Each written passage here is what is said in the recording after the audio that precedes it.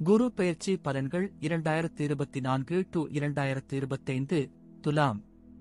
முன்கோபம் அதிகம் இருந்தாலும் தன்னுடைய வாக்கு சாதுரியத்தால் பிறரை கவர்ந்து இழுக்கும் ஆற்றல் கொண்ட துலாம் ராசி நேயர்களே, சுக்கிரனின் ஆதிக்கத்தில் பிறந்து உங்களுக்கு ஜென்ம ராசிக்கு 3, 6க்கு அதிபதியான குரு பகவான் திருக்கணிதப்படி வரும் 1, 5, 2024 முதல் 14, 5, 2025 வரை வாக்கிய பஞ்சாங்கப்படி 1, 5, 2024 முதல் 11, 5, 2025 வரை அஷ்டம் ஸ்தானமான 8ஆம் வீட்டில் சஞ்சாரம் செய்ய இருப்பதால் பண விஷயத்தில் சற்று சிக்கனத்தோடு இருப்பது மிகவும் நல்லது.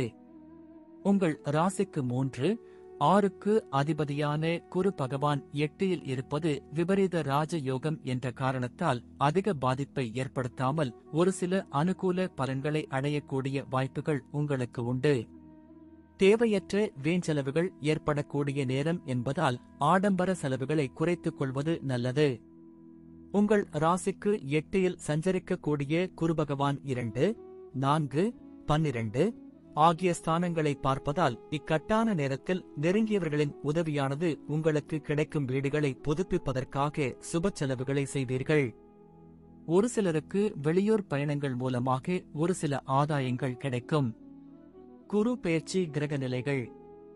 இந்த தருணத்தில் ஒரு ராசியில் அதிக காலம் தங்கும் கிரகமான சனி பகவான் குறிப்பாக உங்கள் ராசிக்கு 4, 5க்கு அதிபதியும் யோககாரகனுமான சனி பகவான் உங்கள் ராசிக்கு 5இல் சஞ்சரிப்பது உன்னதமான அமைப்பாகும்.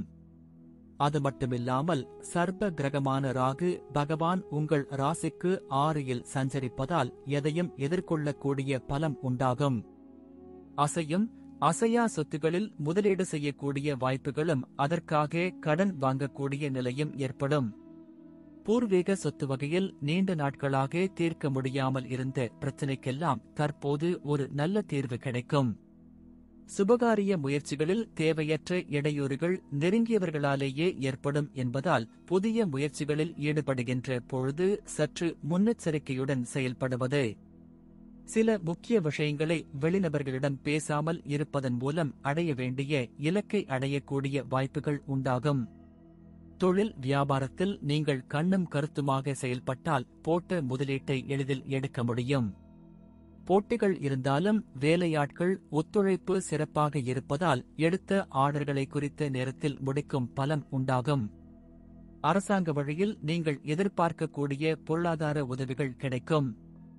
ஒரு சிலருக்கு எந்திரங்கள் பழுதாவதால் வீண் செலவுகள் ஏற்படலாம்.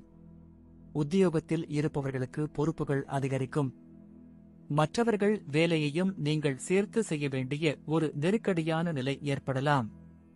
வேலை நிமித்தமாக அடிக்கடி வெளியூர் பயணங்கள் செல்ல நேரிடும்.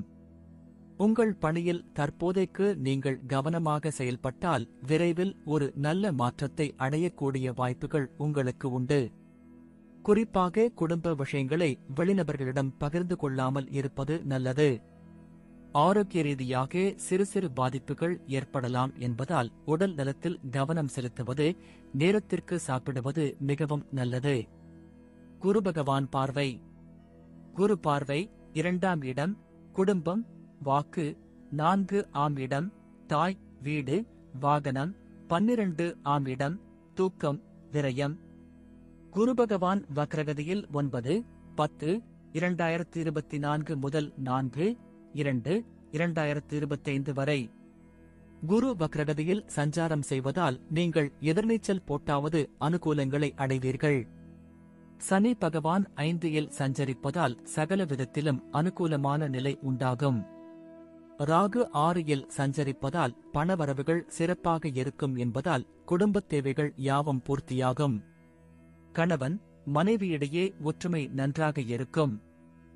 எடுக்கும் முயற்சிகளில் சில இடையூறுகள் இருந்தாலும் அடைய வேண்டிய இலக்கை அடைந்து விடுவீர்கள்.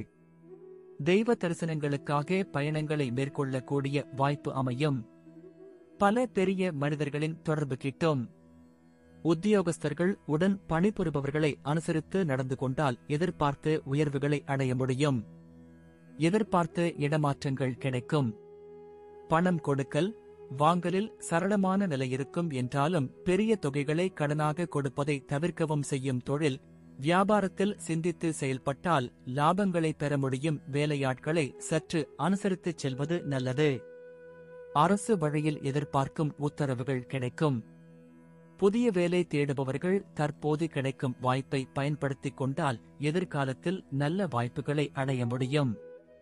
பரிகாரம்: துலாம் ராசியில் பிறந்துள்ள உங்களுக்கு குரு பகவான் அஷ்டமஸ்தானமான 8ல் சஞ்சரிப்பதால் வியாழக்கிழமை தோறும் குருபிரீதி தட்சிணாமூர்த்தியை வழிபடுவது, நெய், தேன் போன்றவற்றை ஏழை எளிய பிராமணர்களுக்கு தானம் செய்வது, மஞ்சள் நிற ஆடைகள் அணிவது நல்லது.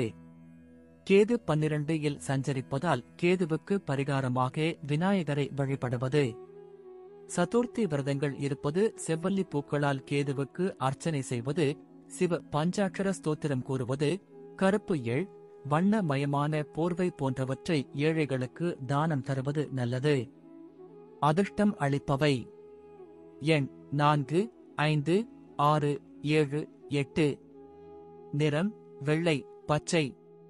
கிழமை வெள்ளி, புதன். கல் வைரம். திசை தென்கிழக்கு. தெய்வம் லக்ஷ்மி.